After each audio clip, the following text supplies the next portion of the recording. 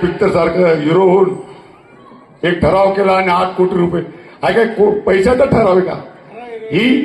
ही योजना मंजूर केली, या कोल्बो ग्रुप कंपनीला हे काम मंजूर करण्याचा ठराव केला आणि आजही त्या कंपनीचं काम या शहरामध्ये चालू आहे. हा ठराव झाला आहे 2020 ला, 20/9/2020. आज काय चालू आहे? 2026. 5 वर्षाचा या समितीचा कार्यकाळ होता. अजूनही काही प्रमाणात काम पेंडिंग आहे आणि यांच्या बंधूंना कळालं नाही का तेव्हा 8 कोटी रुपये मिळत आहेत बॉस. असे एक ना एक खोटे आरोप, कारण यांच्याकडे बोलायला काहीच नाही. तो एक तेऱ्याचा नेता आरामखोर पेट्रोल चोरत त्याचे दिवस गेले, कंटेनर चोर, त्याच्यावर गुन्हा दाखल झाला भिवंडी तिकडे पोलीस स्टेशनमध्ये. आजही त्याच्यावर केस चालू आहे.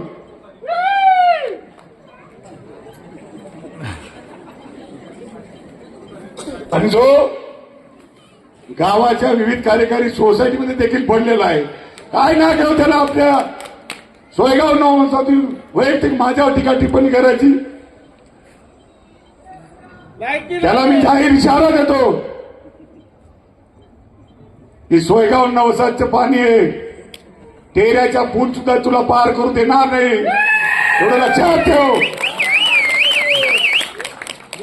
आम्ही कोणाच्या वाटेला जात नाही, पण आमच्या वाटेला जो येईल त्याला आडवं केल्याशिवाय आम्ही राहणार नाही. विकासाच्या मुद्द्यावर बोलायचं ना. मंत्री महोदयांनी म्हणजे त्यांच्या वाढदिवसानिमित्त 2019 का 20 मध्ये आदरणीय शिंदेसाहेब मालेगावला आले होते आणि त्यांनी आपल्या शहराला साहेबांच्या वाढदिवसानिमित्त 100 कोटी रुपयाच्या कामांचं बक्षीस दिलं होतं. पुलाचं काम सुरू झालं डिमॉलिश करण्यासाठी आणि नंतर परत पुलाचं काम सुरू झालं तर ती थुंकी त्याच्या स्वतःच्या तोंडावर पडत असते. आणि म्हणून ज्याने कोणी टीका टिप्पणी केली असेल, मला वाटतं की पहिले त्याचं चारित्र्य तपासा. त्याचं चारित्र्य काय आहे, त्याच्यावर किती गुन्हे दाखल आहेत, किती चोऱ्या माऱ्या केलेल्या आहेत, कुठे काय काय लाट्या लबाडी केलेल्या आहे. मला बोलायला नको, पण मी जर बोलायला लागलो, मागच्या 2 महिन्याच्या पूर्वीची पण मी गोष्ट काढू शकतो. 2 महिन्यापूर्वीच ही जोडगोळी नकली नोटांसाठी कुठे गेले होते आणि तिथे काय काय उद्योग केला. मला वाटतं की जर ठरवलं तर उद्याच्या उद्या 12च्या भाव जातील.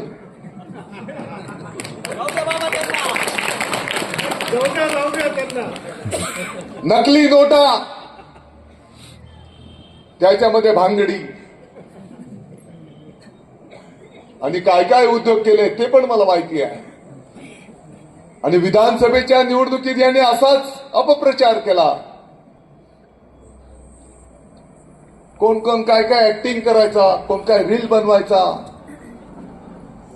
कोण 100 रुपयाचं पार्लेजी बिस्किट वाटायचा आणि मी फार महान संत आहे असं दाखवायचे.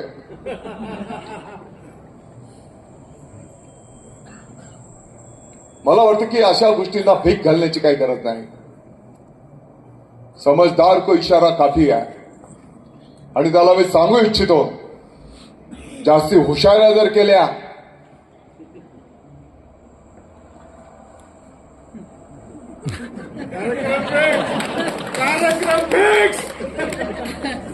कार्यक्रम लावून टाकू. आपण या भानगडीत जात नाही.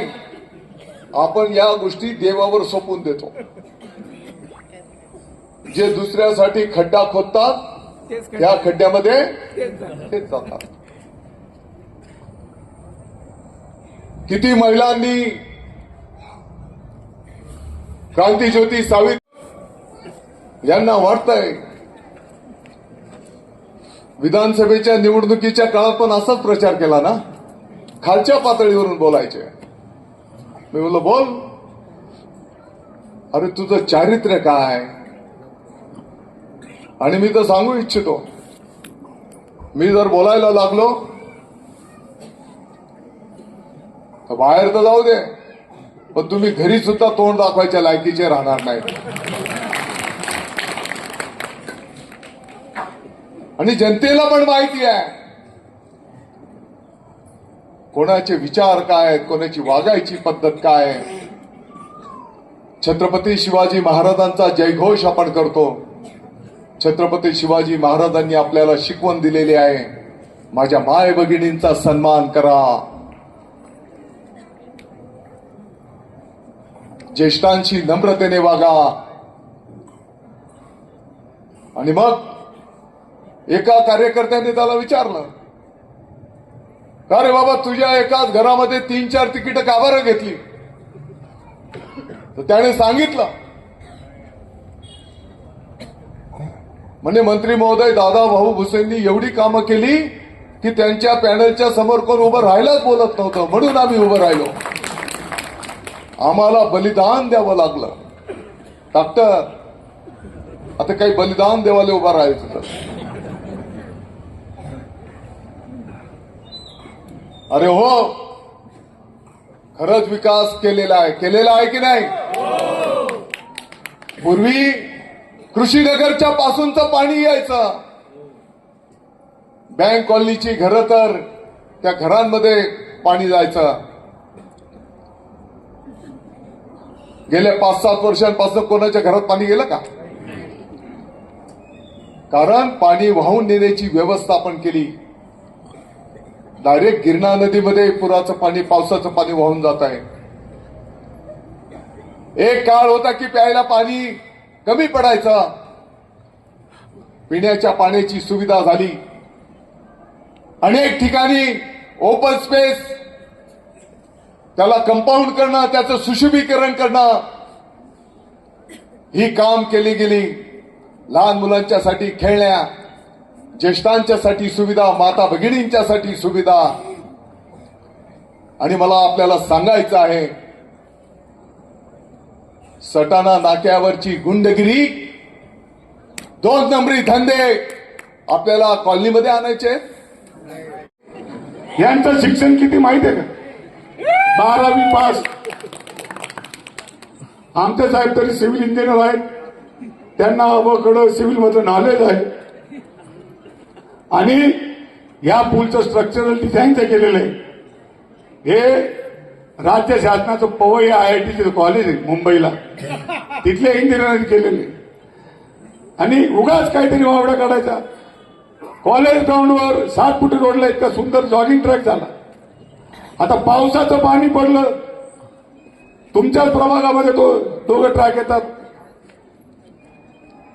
मग त्या पाण्यामध्ये होड्या फिरवणार, शूटिंग काढणार. अरे दादा, त्या होड्या फिरवण्यापेक्षा हे पाण्याचा निचरा होईल, कसा होईल याच्यावर विचार कर ना. काही लाव ना डोकं. तिथे ते बॉम्ब पाडली कधी. आम्ही महापालिका बजेटमधून त्याला मंत्री महोदयांच्या माध्यमातून 1.5 कोटी रुपयाचा निधी मंजूर केला. आणि कॉलेज स्टॉपच्या जॉगिंग ट्रॅक पासून तर थेट मोसम नदीपर्यंत अंडरग्राऊंड ड्रेन केली. आज कुठल्याही प्रकारचं पाणी त्या कॉलेज ग्राउंडवर थांबत नाही. राजमाता जिजाऊ उद्यान आपण गेल्या अनेक वर्षापासून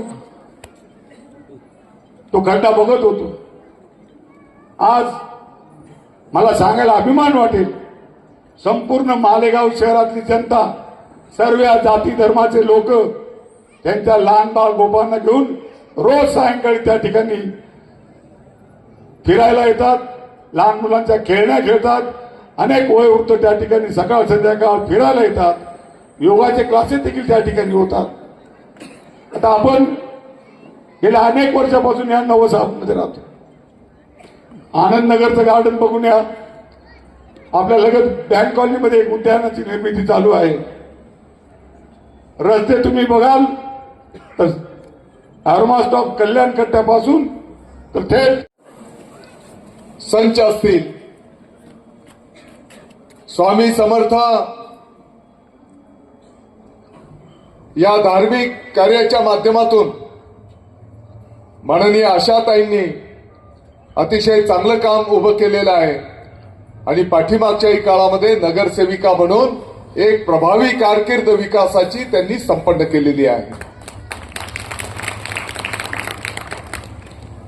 क गटातून माननीय प्राचीताई नरेंद्र पवार यांची निशाणी काय आहे? धनुष्यबाण. आपल्या वराणे गावाचे नामांकित पवार कुटुंब गेल्या जुन्या काळाच्या पासून अनेक लोकप्रतिनिधित्व नरूभाऊच्या आजोबांनी तर ती थुंकी त्याच्या स्वतःच्या तोंडावर पडत असते. आणि म्हणून ज्याने कोणी टीका टिप्पणी केली असेल मला वाटतं की पहिले त्याचं चारित्र्य तपासा. त्याचं चारित्र्य काय आहे, त्याच्यावर किती गुन्हे दाखल आहेत, किती चोऱ्या माऱ्या केलेल्या आहेत, कुठे काय काय लाट्या लबाडी केलेली आहे. मला बोलायला नको, पण मी जर बोलायला लागलो मागच्या 2 महिन्याच्या पूर्वीची पण मी गोष्ट काढू शकतो. 2 महिन्यापूर्वीच ही जोडगोळी नकली नोटांसाठी कुठे गेले होते आणि तिथे काय काय उद्योग केला. मला वाटतं की जर ठरवलं तर उद्याच्या उद्या 12च्या भाव जातील.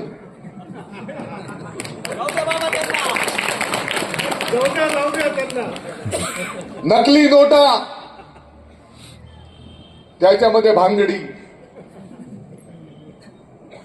आणि काय काय उद्योग केले ते पण मला माहिती आहे.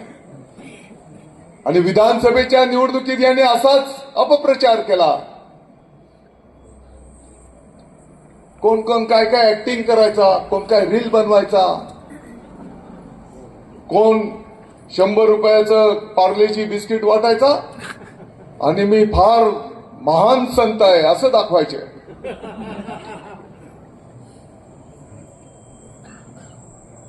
मला वाटतं की अशा गोष्टींना भीक घालण्याची काही गरज नाही. समझदार को इशारा काफी आहे. आणि त्याला मी सांगू इच्छितो, जास्ती हुशाऱ्या जर केल्या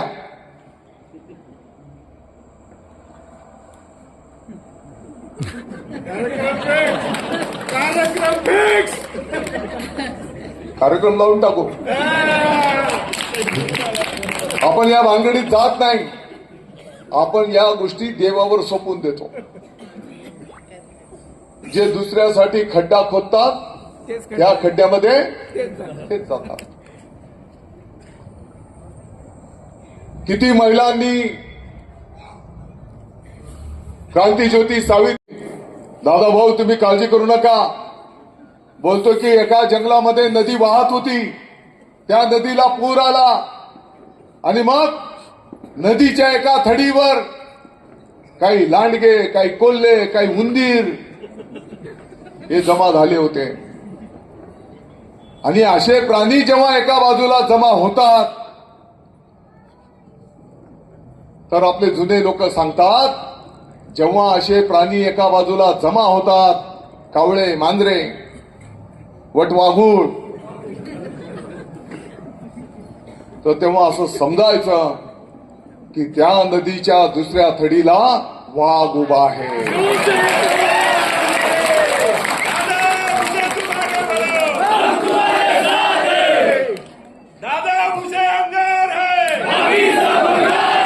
त्यांना माहिती आहे.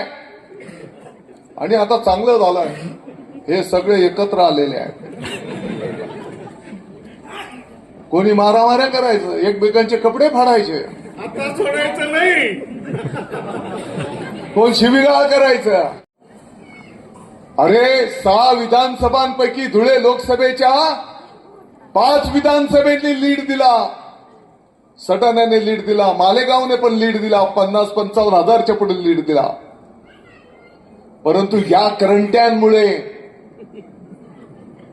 आपल्या महायुतीचा खासदार फक्त 3,000 मतांनी पराभूत झाला. यांना लाज शरम वाटत नाही. यांना फक्त पैसा पाहिजे. आणि आता प्रचार काय करतायत, आम्ही रेल्वे आणू. निवडणूक कसली आहे, महानगरपालिकेची. आम्ही रेल्वे आणणार, असा बावचळेल तस.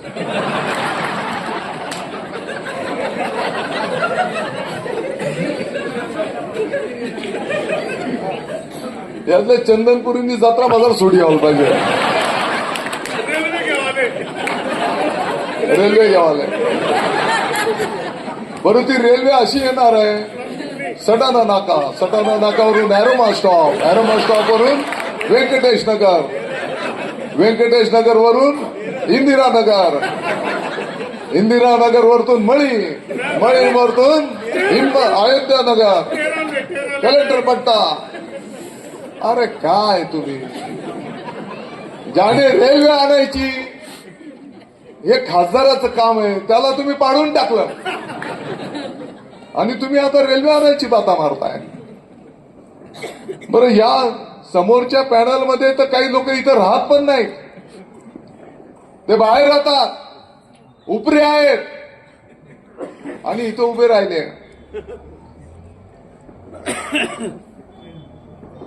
मला आता श्रीरामनगरला एकाने सांगितलं आणि म्हणून पॅनल टू पॅनल धनुष्यबाणाला तुम्ही मत द्या. या सर्वांचा अनुभव तुम्ही घेतलेला आहे. मंचावर बसलेल्यांच्या पैकी कधी कोणाशी चुकीचं वर्तन यांनी केलेलं आहे का, कधी कोणाचा अपमान केलेला आहे का, कधी कोणाला त्रास दिलेला आहे का. आणि हे पार्सल जर आले तर कदाचित चौका चौकांमध्ये गुंडांच्या टोळ्या उभ्या राहतील.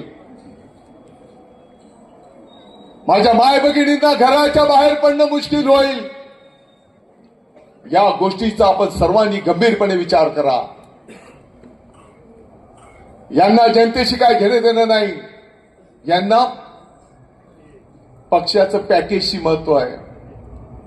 काल पॅकेज आलेलं आहे मोठा, त्याच्यात मारामाऱ्या सुरू घ्या वाटापाडावरतून. त्यांना वाटतं की आम्ही जनतेला पैशाने विकत घेऊ. अरे, जनतेला जर पैशाने विकत घेता आला असता तर दादा भुसे सारख्या एका सामान्य कार्यकर्त्याला जनतेने 5 वेळेस निवडून दिलं नसतं. फार पैशांच्या बाता मारता, काम धंदे तर काही करत नाही. गुटखा, सट्टा, जुगार. आम्ही बोलतो की ज्याचं कर्म जसं असेल तसा तो भोगेल. काही गोष्टी आपण देवावर सोपवतो आणि म्हणून जाता जाता मी आपल्याला विनंती करणार आहे, चारीचे चारी बटन आपल्याला धनुष्यबाणाचे दाबायचे आहेत. एक इकडे एक तिकडे बिलकुल करता कामा नये. आपल्या मालेगावचं, सोयगावचं नाव संपूर्ण महाराष्ट्रामध्ये मोठं होत आहे. यांच्या पोटात दुखत आहे, यांना हे सहन होत नाही. मालेगावचं नाव आपल्याला मोठं करायचं आहे आणि म्हणून आपली निशाणी, बरं जोरात, आपली निशाणी अरे खींच के दाम. त्यातल्या त्यात सोयगाव आणि नववसात मधून एवढ्या मोठ्या प्रमाणात धनुष्यबाण त्या बटन दाबली गेली पाहिजे. आणि म्हणून धनुष्यबाणाचे चारही बटन दाबा आणि आपली सेवा करण्याची संधी द्या. आपला भगवा झेंडा हा मानाचा डौलाने फडकू द्या. जय हिंद, जय महाराष्ट्र. आता एकत्र आलेले आहे, त्यांना माहिती आहे ते किती एकत्र आले तरी हा जनता जनार्दन वाघ नदीच्या दुसऱ्या बाजूला उभा आहे. विधानसभेच्या निवडणुकीत वेळ कमी आहे. 7 मिनिटं बाकी राहणार. आपण कायदा मानणारे लोक थेट नगराध्यक्ष पदाची निवडणूक लढवली. 2 ठिकाणी युती होती. 9 पैकी 5 नगरपालिकेवर शिवसेनेचा भगवा फडकला. मला वाटतं की राहुल बाबा सोनवणे आपल्या सटाणा बागलाण नगरपालिकेचे नगरसेवक आणि त्यांच्या धर्मपत्नी आणि आपल्या मालेगावची सुकन्या हर्षदाताई नगराध्यक्षपदी विराजमान झालेल्या आहेत. आता आपल्या मालेगाववर नाशिक, धुळे, मालेगाव नगरपालिकेच्या निवडणुकीची जबाबदारी आहे. नाशिकमध्ये पण शिवसैनिकांनी खूप मेहनत केलेली आहे. आपल्या मालेगावने पण मेहनत केलेली आहे. मी आपल्याला अतिशय नम्रतेने सांगू इच्छितो, 15 तारखेला नाशिकला पण मोठ्या प्रमाणात मतदान होणार आहे आणि 16 तारखेला नाशिक महानगरपालिकेवर शिवसेनेचा भगवा फडकणार आहे. आणि त्याच्यामुळे या लोकांना हे सहन होत नाही. जे समोरचे आहेत, लोकसभेच्या निवडणुकीच्या काळात कुठे होते?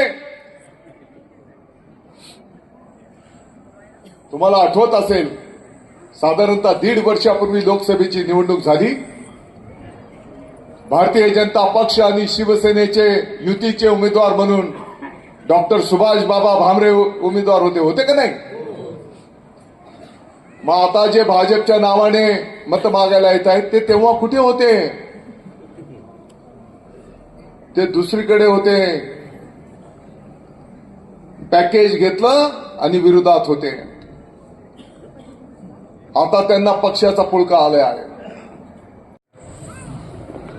त्याही ठिकाणी अतिशय मोठ्या प्रमाणात मंत्री महोदयांच्या माध्यमातून कामकाज चालू आहे.